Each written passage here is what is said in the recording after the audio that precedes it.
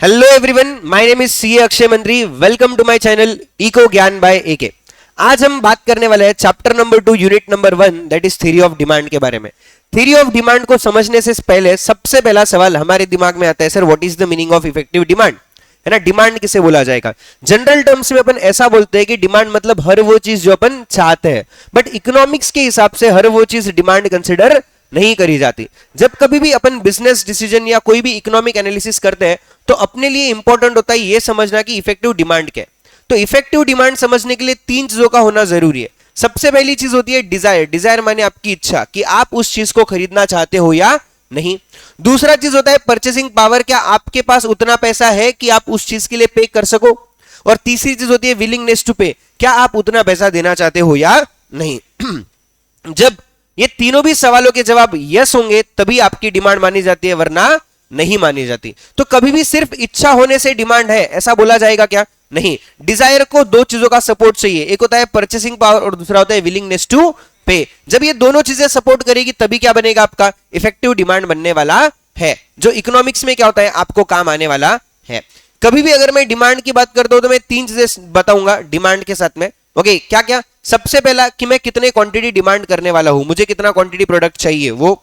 दूसरा, किस प्राइस पे मैं उस प्रोडक्ट को खरीदने को तैयार हूं वो। और तीसरा होता है ये जो मेरा डिमांड है, ये जो क्वांटिटी मैं परचेस कर रहा हूं ये कितने टाइम के लिए परचेस कर रहा हूं, एक दिन, एक महीना, एक हफ्ता, एक साल, कितने टाइम के लिए है ये बताना मुझे जरूरी है। So there are three components of demand. First is your quantity, कितना क्वांटिटी खरीदोगे। दूसरा, प्राइस, क्या प्राइस पे खरीदने वाले हो। और तीसरा, कितने टाइम के लिए आपका ये डिमांड है। जब ये तीन चीजें आप बता देते हो इसका मतलब आपने डिमांड के बारे में पूरी डेफिनेशन दे दी है। So these are the three components of demand. इसके ऊपर सीधा सीधा एमसीक्यू बनता है और जो डेफिनेशन है उसके ऊपर भी स्ट्रेट फॉरवर्ड एमसीक्यू यहां पर बन जाता है। So what is the meaning of effective demand and what is the components of demand, अगर आपको एक क्लियर है तो थर्ड एमसीक्यू जो अपने को पूछा जा सकता है दैट इज डिमांड होता है एक फ्लो कॉन्सेप्ट। फ्लो कॉन्सेप्ट मतलब क्या? जो हमेशा चेंज होते रहे। फ्लो मतलब बहना, पानी के जैसा जो बहता है, पानी चेंज होता रहे। तो वैसे ही क्या है, डिमांड आपका एक फ्लो कॉन्सेप्ट है जो हमेशा क्या होता है, चेंज होते रहता है। वो कभी भी कांस्टेंट रहेगा क्या, स्टेबल रहेगा क्या? नहीं। वो जैसे ही कोई एक डिटरमिनेंट उसका चेंज हो जाता है वैसे ही आपकी डिमांड भी क्या हो जाती है, चेंज हो जाती है। तो डिमांड को इसलिए क्या बोला गया है, demand is a flow concept which is always changing, it is not a stock concept. Yes. Then अपने लिए सबसे इंपॉर्टेंट सवाल बनता है that is determinants of demand. अभी तक अगर ध्यान नहीं भी दिया हो अब ध्यान देना, बहुत ज्यादा इंपॉर्टेंट बात मैं बताने वाला हूं।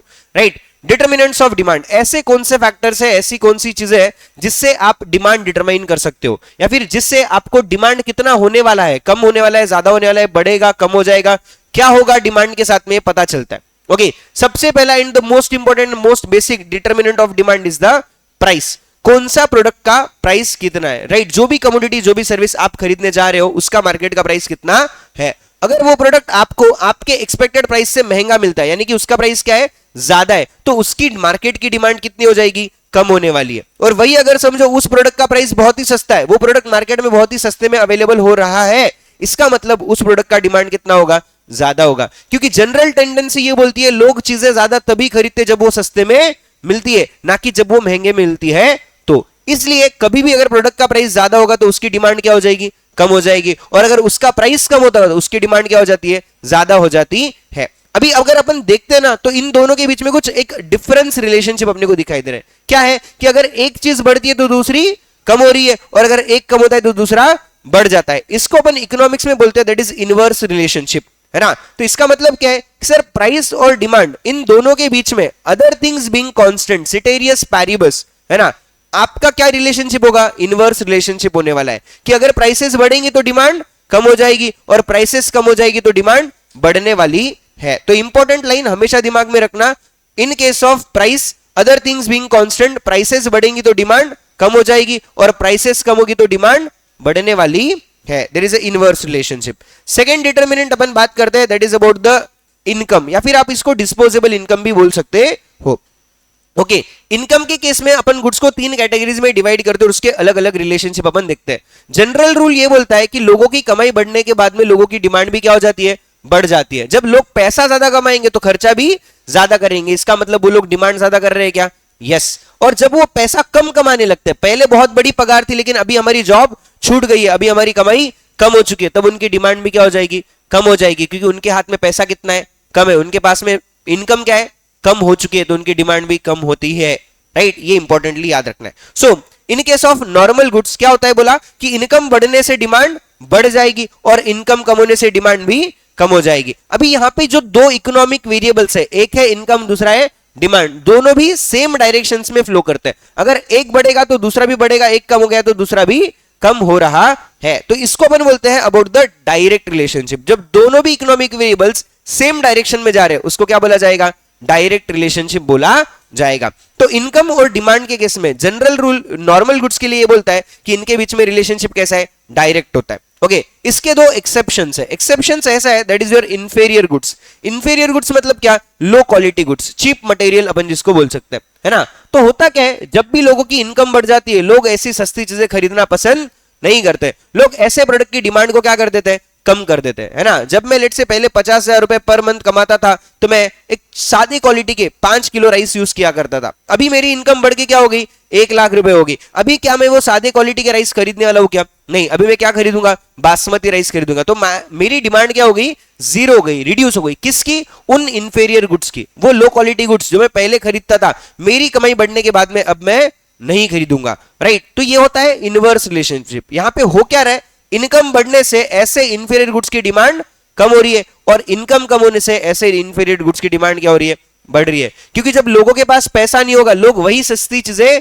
खरीदने के लिए मजबूर हो जाएंगे, और जब पैसा बहुत ज्यादा होगा तो लोग सस्ती चीजें खरीदेंगे क्या, नहीं खरीदेंगे, राइट। ये इंपॉर्टेंट चीज अपने को दिमाग में रखनी है। And the third point is relationship with the essential consumer goods. अगर कोई ऐसी चीज है जो अपने डेली रूटीन के बहुत ज्यादा अपने काम की है, अपनी पगार कितनी भी बढ़ जाए, अपनी कमाई कितनी भी कम हो जाए, अपनी इन चीजों की डिमांड पे कोई ज्यादा असर पड़ेगा क्या, नहीं पड़ेगा, राइट। जैसा लेट से अगर अपन एग्जांपल लेते हैं, नॉर्मल सॉल्ट है, शुगर है ना, ऐसी चीजें अगर आपकी कमाई ज्यादा है तो आप खाने में ज्यादा नमक डाल दोगे क्या, नहीं। या फिर अगर आपकी कमाई कम होगी तो बिल्कुल नमक के बगैर खाना बनाओगे क्या, नहीं, ऐसा नहीं होगा, राइट। तो कुछ ऐसी चीजें हैं जो अपने लिए बहुत ज्यादा जरूरी है, तो इनकी डिमांड आपके इनकम पे डिपेंड नहीं करती। आप चाहे ज्यादा कमाओ, आप चाहे कम कमाओ, आपका डिमांड उतना ही रहेगा। या फिर एक नॉमिनल चेंज उसके अंदर आएगा, कोई बहुत ड्रास्टिक चेंज आपको दिखाई देने वाला है क्या, बिल्कुल नहीं दिखाई देगा। तो कभी भी अगर अपन इनकम की और गुड्स की बात कर रहे हैं, डिमांड की बात कर रहे हैं, तो अपने को यह चेक करना है कि पहले वो कौन से कैटेगरी के गुड्स है,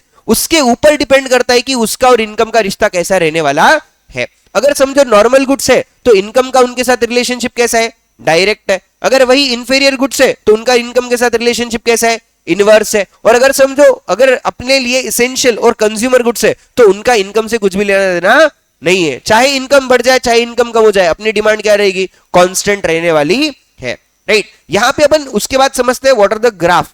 कभी भी अगर अपने को बोला जाए कि दो इकोनॉमिक वेरिएबल्स में डायरेक्ट रिलेशनशिप है या फिर इनवर्स रिलेशनशिप है या तो नो रिलेशनशिप है, तो उसका ग्राफ अपन कैसे ड्रॉ करते हैं। Okay, in case of direct relationship अपना जो ग्राफ आएगा वो आएगा बिल्कुल भी अपवर्ड स्लोपिंग। अपवर्ड स्लोपिंग आने के पीछे का रीजन क्या है, देखो एक side that is Y axis पे अपन ने क्या लिखा है, इनकम, और एक्स एक्सिस पे अपन ने क्या लिखा है, क्वांटिटी डिमांडेड। अभी जैसे जैसे मेरी कमाई है ना 10 लाख से 20 लाख, 20 लाख से 30 लाख, 40 लाख हो जाएगी, 50 लाख हो जाएगी, वैसे वैसे मेरी जो डिमांड है वो भी क्या होती जाती है, बढ़ते जाती है। तो अगर मैं इन दोनों के कोऑर्डिनेट्स लेता हूं तो ये कुछ इस तरीके से मरे कनेक्ट होते हुए दिखाई देते हैं कि जैसे जैसे मेरी इनकम बढ़ेगी वैसे वैसे मेरी डिमांड भी बढ़ने वाली है। और इन सभी कोऑर्डिनेट्स को कनेक्ट करता हुआ जब मैं ग्राफ निकालता हूं तो वो ग्राफ कैसे जा रहा है, अपवर्ड स्लोपिंग जा रहा है। So in case of direct relationship आपका डिमांड कर्व कैसा रहेगा, अपवर्ड स्लोपिंग रहने वाला है। ओके, और in case of inverse relationship जहां पे क्या हो रहा है, प्राइसेस के रिड्यूस होने से डिमांड होते जा रही है ज्यादा, है ना। जैसा वाई एक्सिस पे मैंने क्या लिख दिया अभी, प्राइस, और एक्स एक्सिस पे मैंने क्या लिख दिया, क्वांटिटी डिमांडेड। अभी हो क्या रहा है कि जैसे जैसे मेरे प्रोडक्ट की प्राइसेस बढ़ते जाती है वैसे वैसे उसकी डिमांड क्या होती जाती है, कम कम होती जाती है। या फिर अगर उल्टा केस पकड़े कि जैसे जैसे मेरे प्रोडक्ट की प्राइसेस कम हो रही है वैसे वैसे मेरी डिमांड क्या हो रही है, बढ़ते जा रही है। इन सभी के जब मैं कोऑर्डिनेट्स लेता हूं तो इन सभी कोऑर्डिनेट्स को कनेक्ट करता हुआ जब मैं कर्व ड्रॉ करूंगा ये कैसा दिखाई दे रहा है, डाउनवर्ड स्लोपिंग दिखाई दे रहा है। तो इसलिए क्या बोला है, इन केस ऑफ इनवर्स रिलेशनशिप आपका जो डिमांड करवाएगा कैसा आएगा, डाउनवर्ड स्लोपिंग आने वाला है। और अगर आपका डायरेक्ट रिलेशनशिप है तो ग्राफ कैसा आएगा, अपवर्ड स्लोपिंग आने वाला है। ये चीज इंपॉर्टेंट है, पूरे के पूरे इकोनॉमिक्स में हमेशा बार बार अपने को बताने की जरूरत नहीं रहनी चाहिए। एक बार अगर आपके दिमाग में बैठ गया तो आपके लिए बहुत ही बढ़िया काम है, आपको कभी डाउट आएगा क्या, नहीं। और इसका पूरे के पूरे चैप्टर्स में क्या रहेगा, रिलेवेंस रहने वाला है। Okay and the last point अपन ने समझा था नो रिलेशनशिप, जब एक चीज बढ़ती है या कम हो जाती है बट दूसरे पे उसका कोई असर नहीं पड़ता, राइट। तो ऐसे केस में आपका जो डिमांड करवाएगा वो कैसा आएगा, या तो पैरेलल टू एक्स एक्सिस या तो parallel to Y axis, right. Because एक ही चीज है जो बदल रही है और दूसरी क्या है, कांस्टेंट है, वो बदल रही है क्या, नहीं, राइट। ये होता है आपका graph in case of direct, inverse and no relationship, ठीक है। दो डिटर्मिनेंट हो गए, तीसरे पे आते हैं that is your taste and preference. Taste and preference क्या बोलता है कि मार्केट के अंदर अगर कोई भी चीज जो मॉडर्न है, ट्रेंडिंग है, लोगों की उस चीज की डिमांड क्या होती है, ज्यादा होती है, और वही चीज कोई अगर आउटडेटेड हो गई, जिसका फैशन चला गया, जिसका ट्रेंड चला गया, उसकी डिमांड क्या हो जाएगी, कम हो जाएगी, राइट। लोग उसकी डिमांड ज्यादा करेंगे क्या, नहीं करेंगे, ओके यस। जैसा एग्जांपल भी लिखा है कि अगर आईफोन जो लेटेस्ट है लोग उसकी डिमांड ज्यादा करते हैं, ना कि पुराना जो वर्जन जा चुका है उसकी डिमांड लोग करने वाले हैं, ओके यस। इसके अंदर अपन 4 इफेक्ट्स की बात करते हैं। सबसे पहला होता है लेट्स से आपके लिए डिमॉन्स्ट्रेशन इफेक्ट, सेकंड आता है आपके लिए band wagon effect, and third is your snob, and fourth is your Veblen. ये 4 इफेक्ट्स की अपन यहां पे बात कर रहे हैं। एक एक इफेक्ट क्या बोलता है अच्छे से समझो, इसके ऊपर एमसीक्यू पूछा जाता है, ओके यस ध्यान दो। डिमॉन्स्ट्रेशन इफेक्ट, डिमॉन्स्ट्रेशन इफेक्ट के बारे में किसने बताया, तो सर जेम्स ड्यूसनबेरी, इन्होंने अपने को डिमॉन्स्ट्रेशन इफेक्ट के बारे में बताया है।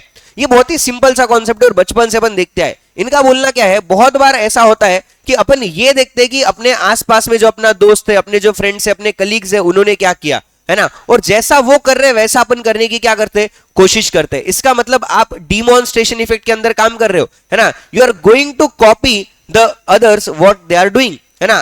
क्या बोला है, the desire of people to emulate the consumption behaviour of others. मेरे आसपास में जो मेरे दोस्त है वो क्या कर रहा है वो देख के अगर मैं भी वैसे ही करता हूं तो उसको अपन क्या बोलते हैं, डिमॉन्स्ट्रेशन इफेक्ट। मेरे दोस्त ने साइकिल खरीद ली, मुझे भी चाहिए, मेरे दोस्त ने गाड़ी खरीद ली, मुझे भी चाहिए, मेरे दोस्त ने मोबाइल लिया, मुझे भी चाहिए, है ना। मेरे दोस्त ने ये कपड़े लिए, मेरे दोस्त ने वॉच ली, ये किया वो किया, ये सब मुझे चाहिए, अपन ऐसा घर पे जाके बोलते हैं। इसका मतलब आप कौन से केस में हो, डिमॉन्स्ट्रेशन इफेक्ट में हो, है ना। इन सबसे क्या हो रहा है, इन सबसे डिमांड क्रिएट हो रहा है। उसने कुछ लिया, उसका देखा देखी आप करने के चक्कर में मार्केट में क्या क्रिएट करते हो, डिमांड क्रिएट कर देते हो। इसको क्या बोला जाता है, that is the demonstration effect.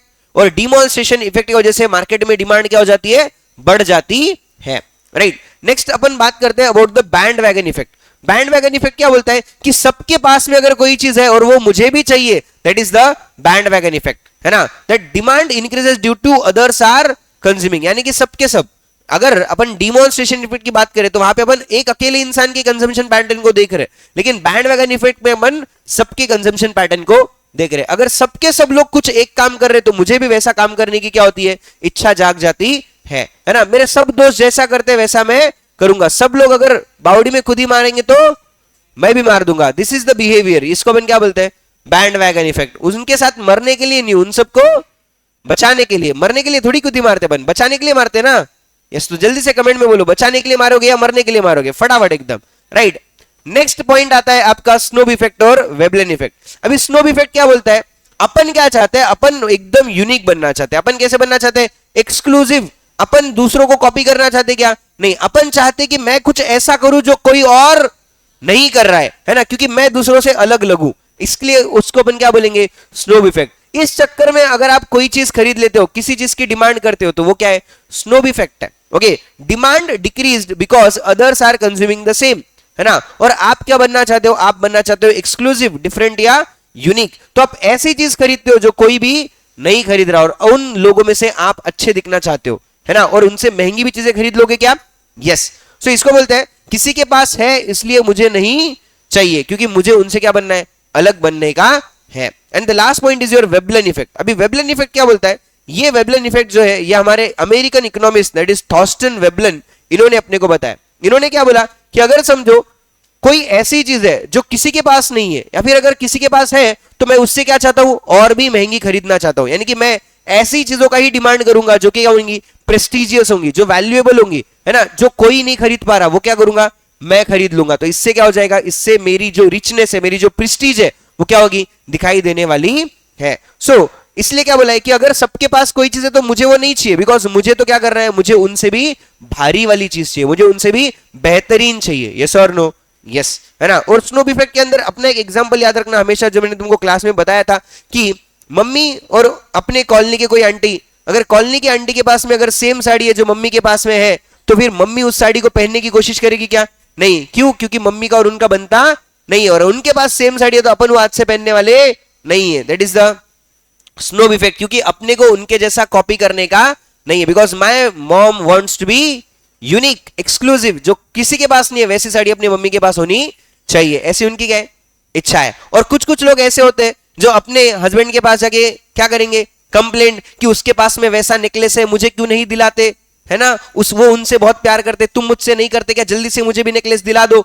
Okay, ये जो बात है ये क्या होगी, डिमॉन्स्ट्रेशन इफेक्ट। चुगली करके अपन क्या मांग रहे, जो अपने फ्रेंड के पास में है, that is the demonstration effect. Okay, और स्नोबर वेबलिन इफेक्ट क्या बोलता है, जो किसी के पास में नहीं है वो मांगो, है ना, और जो सबके पास है वो खरीदना बंद कर दो, और उसको यूज करना भी क्या कर दो, बंद कर दो। Okay, yes. नेक्स्ट पॉइंट अपन पढ़ते हैं, दैट इज कंज्यूमर्स एक्सपेक्टेशन, कि लोगों के एक्सपेक्टेशंस क्या है, उसके हिसाब से भी डिमांड पे असर पड़ता है। अगर समझो लोगों को ऐसा लगता है कि कल को जाके फ्यूचर में प्रोडक्ट की प्राइसेस बढ़ने वाली है, तो लोग आज ही क्या करेंगे, उसकी डिमांड ज्यादा करेंगे। क्यों ज्यादा कर रहे हैं, क्योंकि सर आज सस्ता मिल रहा है, कल को महंगा हो जाएगा, क्यों ना मैं आज ही खरीद लूं जो कि सस्ते में मिल रहा है। यस और नो, यस। और अगर समझो लोगों को ऐसा लगता है कि कल को जाके प्रोडक्ट की प्राइसेस क्या हो जाएगी, कम होने वाली है, तो क्यों ना मैं उनको कल खरीदूं और आज ना खरीदूं, क्योंकि मुझे कोई गड़बड़ नहीं है, मुझे तो कल भी लिया तो चलेगा क्या, यस। कुछ दिन के लिए मैं अपनी डिमांड को पोस्टपोन कर सकता हूं क्या, यस। तो आज अपन ज्यादा पैसा देंगे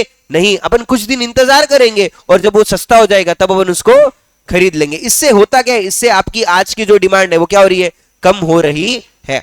आपके फ्यूचर एक्सपेक्टेशंस क्या है, related to product price, related to the supply of the product, related to availability of the product, इससे उस प्रोडक्ट की आज की डिमांड पे क्या पड़ता है, असर पड़ता है। यानी कि फ्यूचर एक्सपेक्टेशन से करंट डिमांड पे क्या होगा, असर दिखाई देगा। इसको अपन क्या बोलते हैं, that is the determinant of demand, है ना। आज की डिमांड पे असर कौन कर रहा है, फ्यूचर के एक्सपेक्टेशंस कर रहे हैं। अगर मुझे लगता है कि ये प्रोडक्ट जो मैं चाहता हूं खरीदना वो इजीली फ्यूचर में अवेलेबल हो रहा है, तो मैं उसको आज खरीद के रखूंगा क्या, नहीं। लेकिन अगर समझो कोई ऐसा प्रोडक्ट है जो इजीली अवेलेबल नहीं होता है और अभी अगर मार्केट में मिल रहा है, तो क्या मैंने उसको जल्दी से ग्रैब कर लेना चाहिए, यस और नो, यस। तो मेरी आज की डिमांड वहां पे क्या हो जाएगी, बढ़ जाएगी। लेकिन अगर कोई इजीली अवेलेबल है तो वहां पे मैं आज डिमांड करूंगा क्या, नहीं करूंगा। जब चाहिए तब अपन देखेंगे, तब तक कोई गड़बड़ करने का नहीं, राइट। फिफ्थ डिटर्मिनेंट जो अपना है, that is about the price of related commodities. Importantly ध्यान दो, क्या बोल रहा हूं, यहां पे दो टाइप की कमोडिटीज आती है, एक होता है कॉम्प्लीमेंट्री गुड्स और एक होता है सब्स्टिट्यूट गुड्स। सब्स्टिट्यूट गुड्स किसे बोला जाएगा,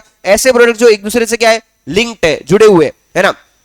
तो होता क्या है, अगर मैं एग्जांपल लेता हूं यहां पे, in case of ink pen and ball pen बोलो, या फिर अगर मैं बोल सकता हूं tea and coffee, they are the substitutes, है ना। तो बहुत से ऐसी चीजें है जो एक दूसरे के लिए क्या है, ऑप्शन बन जाती है और अल्टरनेट बन जाते हैं। इन अल्टरनेट्स के केस में होता क्या है कि अगर समझो एक प्रोडक्ट की प्राइसेस बढ़ जाएगी ना, तो लोग उसको खरीदना छोड़ के उसके अल्टरनेट पे क्या हो जाएंगे, शिफ्ट हो जाएंगे। इस वजह से उसके अल्टरनेट का डिमांड क्या हो जाएगा, बढ़ जाएगा, राइट। और वही अगर समझो पहला जो प्रोडक्ट है उसने अपनी प्राइसेस को कम कर लिया, अभी वो दूसरे से कंपैरेटिवली क्या मिलता है, सस्ता मिलता है, तो सबके सब लोग कहां चले जाएंगे, सस्ते पे चले जाएंगे। बिकॉज सबका एक ही नजरिया है, हर एक कंज्यूमर क्या चाहता है, सस्ता प्रोडक्ट चाहता है। अगर जो सस्ते में देगा मैं उसके पास में चला जाऊंगा, यस और no, yes. So in case of related commodities there is a direct relationship between the price of product and demand of another product.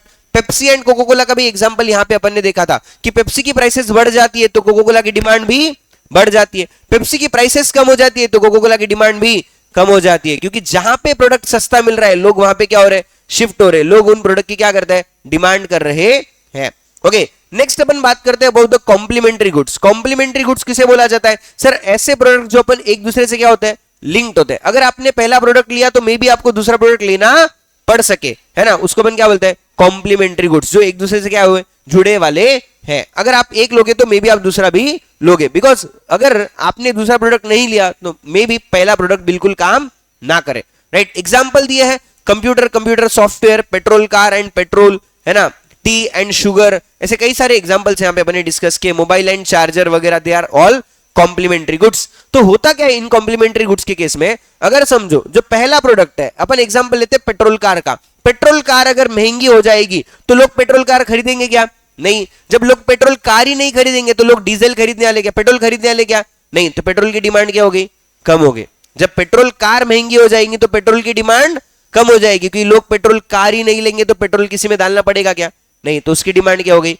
कम हो गई। वही अगर समझो पेट्रोल कार बढ़ी क्या हो गई, सस्ती हो गई, सब लोग क्या करेंगे, पेट्रोल कार लेंगे, पेट्रोल कार लेने से पेट्रोल की डिमांड भी क्या हो जाएगी, बढ़ जाएगी, बिकॉज विदाउट पेट्रोल वो कार काम नहीं करेगी। अच्छा, उस कार में कुछ भी और डाल सकते क्या, है ना, केरोसिन डाल दो, उसके अंदर जो है वो डीजल डाल दो, कुछ भी कर सकते क्या आप, नहीं, पेट्रोल कार है तो पेट्रोल ही डालना पड़ेगा, यस और no, yes. So in case of complementary goods कैसा रिलेशनशिप है, एक प्रोडक्ट की प्राइसेस बढ़ गई तो दूसरे की डिमांड कम हो रही है, अगर एक की प्राइस कम हो गई तो दूसरे की डिमांड बढ़ रही है। प्रिंटर एंड इंक का भी एग्जांपल अपन ने यहां पे देखा था, प्रिंटर की प्राइसेस बढ़ जाएंगे तो इंक की डिमांड कम हो जाएगी, और प्रिंटर की प्राइसेस कम हो जाएगी तो इंक की डिमांड बढ़ जाएगी। This are the complementary goods, inverse relationship between the complementary goods अपन देखते हैं, ओके, यस। अच्छा, यहां पे प्राइस एक प्रोडक्ट की और डिमांड दूसरे की है, याद रखना, सब्स्टिट्यूट में भी सेम, प्राइस एक की और डिमांड दूसरे की है ना, अदर रिलेटेड कमोडिटी, उसकी बात अपन कर रहे हैं, ओके।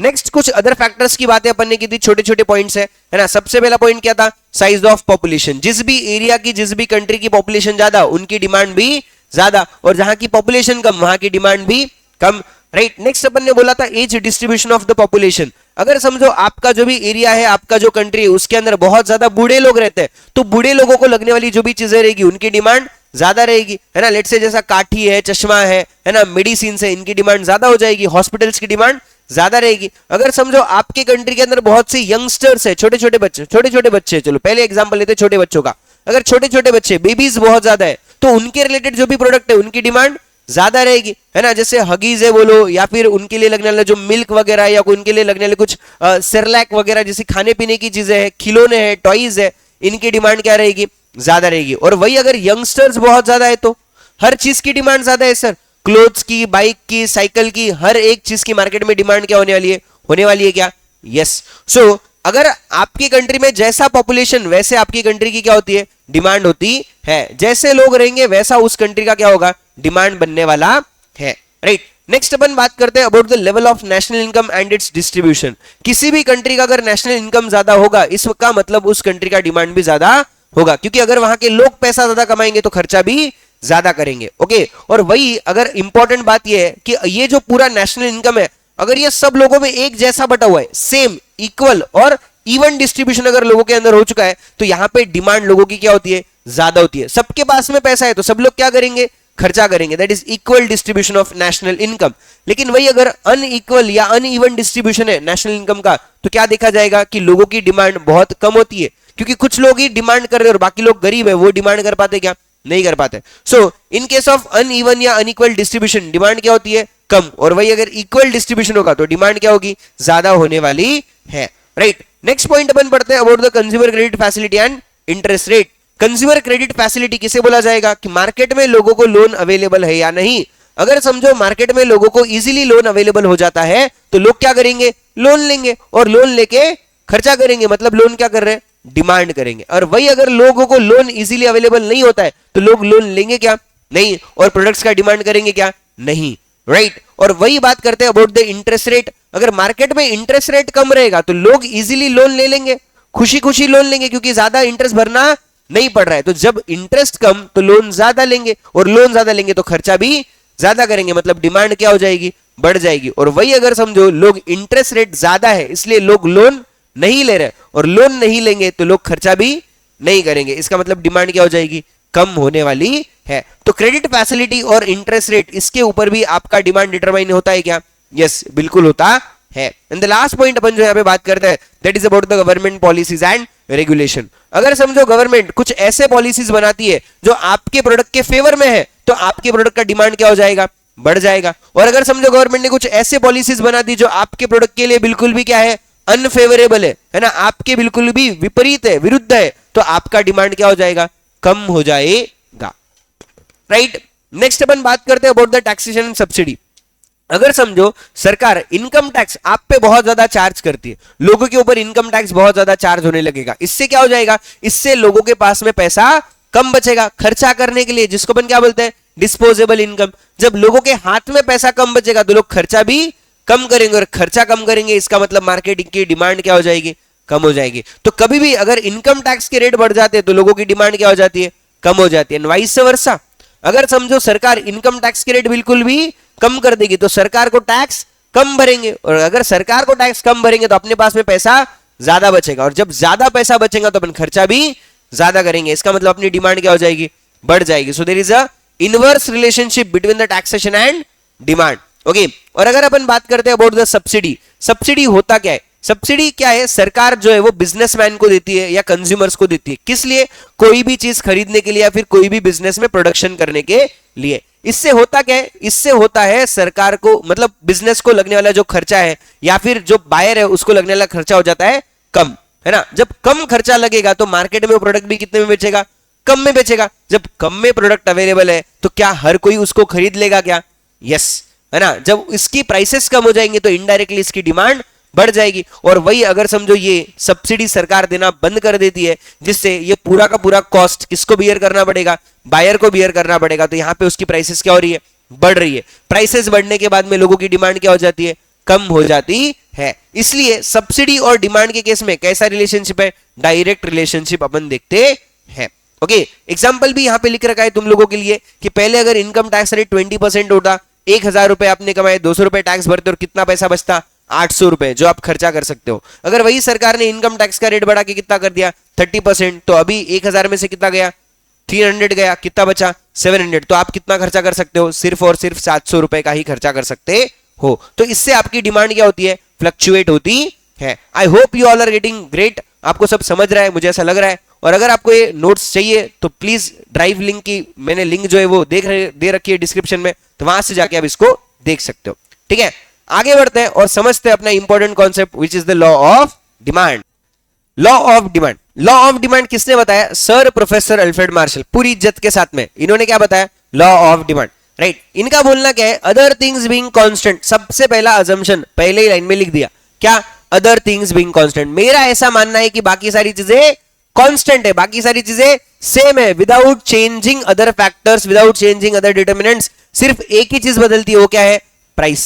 उनका बोलना क्या है कि अगर प्राइसेस बढ़ जाएंगी तो डिमांड कम हो जाएगी, और प्राइसेस कम हो जाएगी तो डिमांड बढ़ जाएगी. बस जब प्राइस की मैं चेंज की बात कर रहा हूं तो बाकी सारी चीजें कैसा रहना चाहिए, कांस्टेंट. ऐसा मैंने क्या किया है, अज्यूम किया है. ऐसा कौन बोला, प्रोफेसर अल्फ्रेड मार्शल ने बोला है. राइट, सिटेरियस पैरिबस, ये मैक्सिम याद रखना, इसका मीनिंग भी हमेशा याद रखना, अदर थिंग्स बीइंग कांस्टेंट, है ना. यस, तो इस लॉ ऑफ डिमांड के स्टेटमेंट से अपने को क्या समझ में आ रहा है, there is a direct relationship नहीं, बल्कि यहां पे क्या है, इनवर्स रिलेशनशिप है between the price and quantity demanded. Okay, और एक इंपॉर्टेंट चीज याद रखना, प्राइस डिपेंडेंट है या इंडिपेंडेंट है, प्राइस बिल्कुल भी इंडिपेंडेंट है, और डिपेंडेंट कौन है, वो है हमारा क्वांटिटी डिमांडेड. किस पे डिपेंडेंट है सर, प्राइस के ऊपर, कि जैसे ही प्राइस चेंज होगी अपना डिमांड भी क्या हो जाएगा, चेंज होने वाला है. इसका मतलब अपना जो क्वांटिटी डिमांडेड है is a dependent factor and price is an independent factor. ठीक है,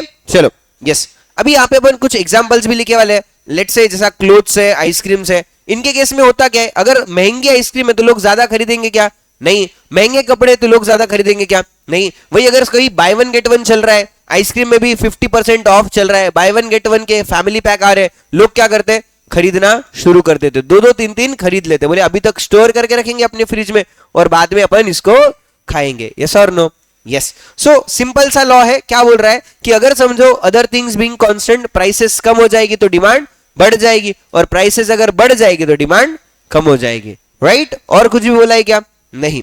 अभी इसके बाद अपन यहां पे दो कॉन्सेप्ट समझते हैं, एक होता है इंडिविजुअल डिमांड और दूसरा होता है मार्केट डिमांड. अभी इंडिविजुअल डिमांड किसको बोला जाएगा, पर्टिकुलर किसी भी प्राइस के ऊपर एक अकेला पर्सन कितने क्वांटिटी उस चीज का डिमांड करता है, उसको अपन क्या बोलेंगे, इंडिविजुअल डिमांड. नाम में ही लिखा है इंडिविजुअल डिमांड, मतलब एक आदमी की demand at a particular price. अलग अलग प्राइसेस पे एक पर्सन कितने क्वांटिटी डिमांड करेगा, इसको क्या बोला जाता है, इंडिविजुअल डिमांड.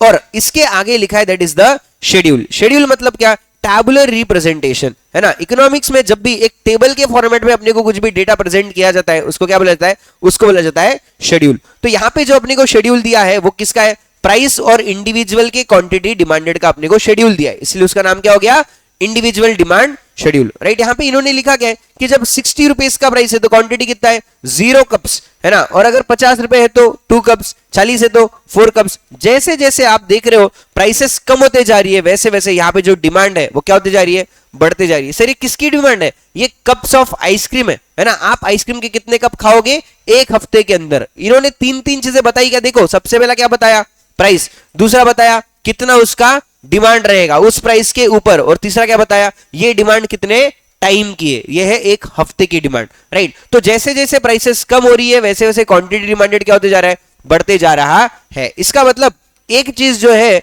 वो हो रही है कम और दूसरी चीज हो रही है ज्यादा। इसका मतलब there is a inverse relationship between the price and quantity demanded, yes और नो, यस, है ना। और अपन ने बोला है कि in case of inverse relationship अपना जो ग्राफ आता है वो कैसा आता है, बिल्कुल भी डाउनवर्ड स्लोपिंग आता है। अगर आप देखते हो इस डेटा को प्रेजेंट करके, जिसको अपन क्या बोलेंगे, इस ग्राफ को अपन क्या बोलते हैं, इंडिविजुअल डिमांड कर्व। क्या बोलेंगे अपन इसको, इंडिविजुअल डिमांड कर्व। एक अकेले पर्सन की डिमांड को रिप्रेजेंट करता हुआ ये क्या है, हमारा इंडिविजुअल डिमांड कर्व है। ओके, कि 50 रुपए पे प्राइस पे अपन 2 क्वांटिटी खरीद रहे थे, 40 के प्राइस पे 4 खरीद रहे, 30 के प्राइस पे 6, 20 के प्राइस पे 8 और 10 के प्राइस पे 10। ये क्या हो गया आपका downward sloping individual demand curve हो चुका है। Okay, yes. इसके बाद अपन बात करते हैं about the market demand schedule की। मार्केट डिमांड का मतलब क्या है, मार्केट डिमांड मतलब सर इस मार्केट के अंदर जितने भी लोग अवेलेबल है उन सब का मिला के, यानी कि जितने भी बायर्स है उन सभी बायर्स की मिला के उस प्रोडक्ट की डिमांड कितनी है एट द पर्टिकुलर प्राइस, उसको अपन क्या बोलते हैं,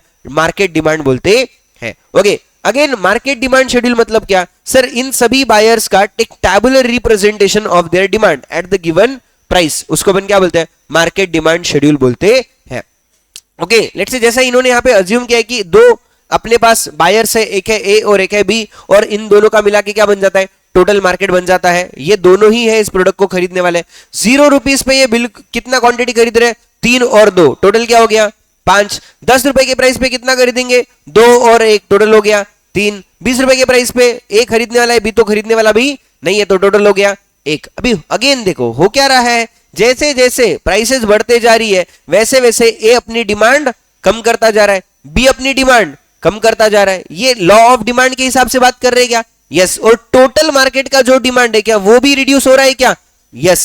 इसका मतलब क्या है कि मार्केट डिमांड भी वैसा ही है, क्या इनवर्स रिलेशनशिप बताता है कि प्राइसेस के बढ़ने से मार्केट की डिमांड भी क्या हो जाएगी, कम कम हो जाएगी। जब चीजें महंगी मिलती है तो लोग ज्यादा खरीदते नहीं है, ये अपने को मार्केट डिमांड से रिप्रेजेंट हो रहा है। अगेन मार्केट डिमांड शेड्यूल, ये जो डब्बा आपके सामने प्रेजेंटेड है इसको जब मैं ग्राफ में कन्वर्ट करता हूं तो इस ग्राफ को क्या बोला जाएगा, मार्केट डिमांड कर्व बोला जाएगा। और ये जो कर्व है, ये कर्व कैसा है सर, डाउनवर्ड स्लोपिंग कर्व है। कैसा है, डाउनवर्ड स्लोपिंग, क्योंकि प्राइस और क्वांटिटी इन दोनों के बीच में रिलेशनशिप इनवर्स होता है, और इनवर्स रिलेशनशिप के केस में ग्राफ कैसा आएगा, बिल्कुल भी डाउनवर्ड स्लोपिंग आने वाला है। Okay, yes. नेक्स्ट अपन बात करते हैं what are the reasons behind law of demand. बहुत ही इंपॉर्टेंट कॉन्सेप्ट है, यहां से बहुत सारे एमसीक्यूज बनते हैं, ठीक है। Rational behind law of demand बहुत ही इंपॉर्टेंट चैप्टर है, कम से कम 7 से 8 या 10 मार्क तक के क्वेश्चंस एग्जाम में इसमें से आते ही है।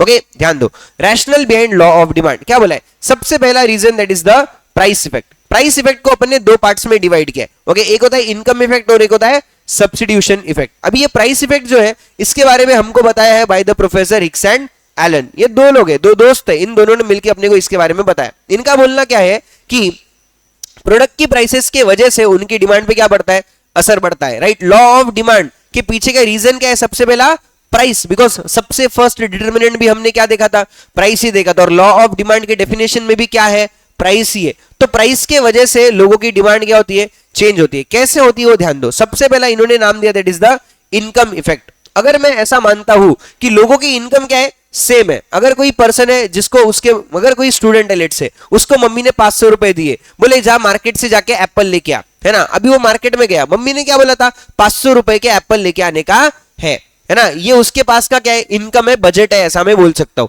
अभी वो मार्केट में गया, मार्केट में अगर 100 रुपए किलो एप्पल मिलेगा तो कितने क्वांटिटी ला सकता है, 5 किलो ला सकता है। वही अगर एप्पल उसको मार्केट में जो है वो 50 रुपए किलो मिलेगा तो कितने लेके आ सकता है, 10 किलो ला सकता है। मतलब हुआ क्या, अपना इनकम कांस्टेंट है, अपनी कमाई सेम है, अपना पास बजट जो था बजट बिल्कुल भी सेम है, लेकिन प्रोडक्ट की प्राइसेस कम होने से अपनी जो परचेसिंग पावर है वो क्या हो जाती है, बढ़ जाती है। मैं पहले कम क्वांटिटी खरीद पाता था क्योंकि उसकी प्राइस ज्यादा थी, आज उसकी प्राइस कम होने से उतने ही पैसे लगा के क्या मैं ज्यादा चीजें खरीद पाता हूं क्या?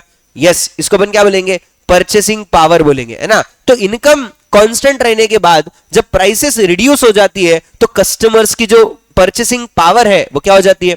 बढ़ जाती है। इस वजह से भी लोग क्या करते हैं? कम प्राइस पे ज्यादा क्वांटिटी खरीद लेते हैं, क्योंकि पहले वो ज्यादा खरीद नहीं पा रहे थे क्योंकि वो महंगा था, आज वो ज्यादा खरीद पा रहे हैं क्योंकि वो सस्ता है। With the same income, income में कोई चेंज हुआ क्या? नहीं, राइट। ये होता है सबसे पहला आपका इनकम इफेक्ट। और दूसरा होता है आपके लिए सब्स्टिट्यूशन इफेक्ट। सब्स्टिट्यूशन इफेक्ट बात करता है about the substitute goods. Substitute goods के केस में होता क्या है? हमने पहले भी डिस्कस किया है कि प्राइसेस के बढ़ने से एक प्रोडक्ट की प्राइसेस बढ़ जाए तो दूसरे की डिमांड बढ़ जाएगी, एक प्रोडक्ट की प्राइसेस कम हो जाएगी तो दूसरे की डिमांड भी कम हो जाएगी। अगर समझो प्राइसेस गिर जाती है तो इसका मतलब उसकी डिमांड क्या होने वाली है? देखो यहां पे ध्यान दो, मैं बोल रहा हूं क्या, राइट। अभी ये होता है इन केस ऑफ वन प्रोडक्ट की प्राइस और अनदर की डिमांड के साथ में। इस स्टेटमेंट में क्या बोले वाला है कि अगर समझो पेप्सी की प्राइसेस फॉल हो जाएगी तो इससे होगा क्या कि पेप्सी की डिमांड जो है वो बढ़ जाएगी, बट जो उसका सब्स्टिट्यूट है कोको कोला, उसकी डिमांड क्या हो रही है? कम हो रही है। यस और नो? यस। उसकी डिमांड कम होने के पीछे का रीजन क्या है कि सबके सब लोग जो पहले कोको कोला पिया करते थे अभी वो क्या कर रहे हैं? शिफ्ट कर रहे हैं किधर? पेप्सी के ऊपर, क्योंकि पेप्सी क्या हो चुका है? सस्ता हो चुका है। दूसरी बात, कल तक जिन लोगों को पेप्सी महंगा लगता था और वो पेप्सी खरीदते नहीं थे, आज उनको वही पेप्सी क्या हो रहा है? सस्ते में अवेलेबल हो रहा है। तो क्या वो लोग अभी पेप्सी खरीद लेंगे क्या? यस और नो? यस। ओके, सो इसके लिए क्या हो रहा है? अगर पेप्सी की प्राइसेस फॉल हो जाएगी तो उसकी डिमांड क्या होने वाली है? बढ़ने वाली है, because of the two reasons. एक तो जो पीपल पेप्सी कंज्यूम कर रहे थे अभी वो ज्यादा कंज्यूम करेंगे, बिकॉज हमने बोला है प्राइसेस कम होने से डिमांड बढ़ जाती है, तो वो लोग क्या कर रहे हैं? कंपैरेटिवली अभी ज्यादा कंज्यूम कर रहे हैं। और people consuming Coca Cola will think of moving to the Pepsi, because Pepsi सस्ते में अवेलेबल है, तो लोग क्या करेंगे? कोको कोला को छोड़ के पेप्सी पे आ जाएंगे। इस वजह से पेप्सी की डिमांड क्या हो जाती है? बढ़ जाती है। सब्स्टिट्यूट्स की डिमांड बढ़ने के पीछे का रीजन क्या है कि भाई उसका जो अनदर प्रोडक्ट सब्स्टिट्यूट है ना, उसकी प्राइसेस में कुछ ना कुछ असर है ना। या फिर मैंने अगर उससे कम दे रहा हूं तो मेरे पास डिमांड ज्यादा, अगर मैं प्राइसेस बढ़ा देता हूं तो उसकी डिमांड ज्यादा। यस और no?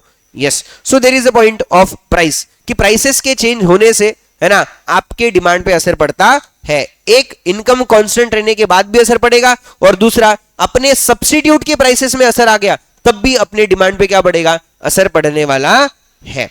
Okay, yes. Second point अपन यहां पे बात करते हैं about the utility maximising behaviour of consumer. Utility का मतलब होता है अपने को मिलने वाला फायदा, है ना। अपन कोई भी अगर चीज कंज्यूम करते हैं या यूज करते हैं उससे अपने को कितना बेनिफिट मिलता है उसको अपन क्या बोलते हैं? यूटिलिटी। और हर एक कंज्यूमर चाहता है कि उसको क्या हो? मैक्सिमम यूटिलिटी हो। और मैक्सिमम यूटिलिटी पाने के लिए वो क्या करेगा? पूरी मेहनत करेगा, है ना। वो चाहेगा कि मुझे ज्यादा फायदा मिलना चाहिए। अभी होता क्या है कि कभी भी कोई भी कंज्यूमर अगर कोई चीज कंज्यूम करने के लिए जाता है, जब वो इनिशियल यूनिट्स कंज्यूम करता है ना, उसको बहुत अच्छा लगता है, बट जैसे जैसे वो सेम चीज कंटिन्यूअसली बार बार कंज्यूम करने लगता है, उसको बिल्कुल भी अच्छा लगता नहीं है। तो जब उसको अच्छा नहीं लग रहा या फिर उसको जब कम अच्छा लगता है तो वो उस चीज के लिए ज्यादा पैसे भी देगा क्या?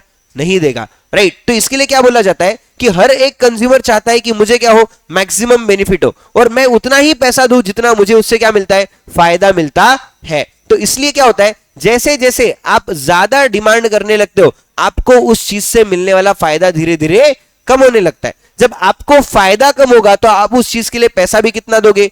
कम दोगे। इसके लिए आप ज्यादा क्वांटिटी तभी खरीदोगे जब आपको वो सस्ते में अवेलेबल होगा।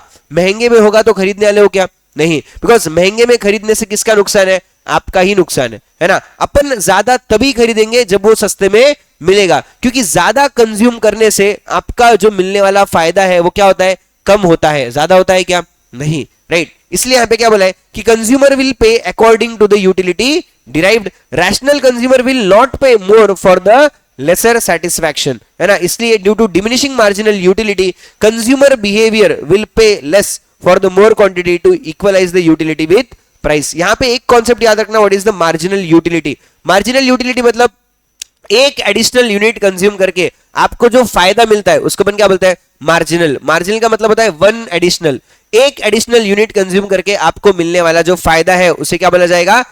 मार्जिनल यूटिलिटी बोला जाएगा। ओके, थर्ड पॉइंट यहां पे होता है that is arrival of new consumers. Arrival of new consumers क्या बोल रहा है कि जब अपन प्रोडक्ट की प्राइसेस को कम कर देते हैं तो नए कंज्यूमर्स मार्केट में आ जाते हैं, क्योंकि पहले वो लोग खरीद नहीं रहे थे क्योंकि उनको महंगा लग रहा था, लेकिन अभी प्रोडक्ट क्या हो गया, सस्ता हो गया, तो उनके बजट में भी आ गया, या अभी वो प्राइस पे करने के लिए क्या है, विलिंग है, तो इस वजह से मार्केट का डिमांड क्या हो रहा है, बढ़ रहा है। प्रोडक्ट की प्राइसेस कम करने से डिमांड बढ़ने के पीछे का थर्ड रीजन क्या बोला, that is the available arrival of new consumers. Prices कम होने से नए कंज्यूमर्स मार्केट में आ जाते हैं। जो लोग पहले डिमांड नहीं कर रहे थे अभी वो क्या कर रहे हैं, डिमांड कर रहे हैं, क्योंकि या तो उनके बजट में आ गया होगा या तो वो लोग अभी इतना पैसा देने को क्या है, तैयार है।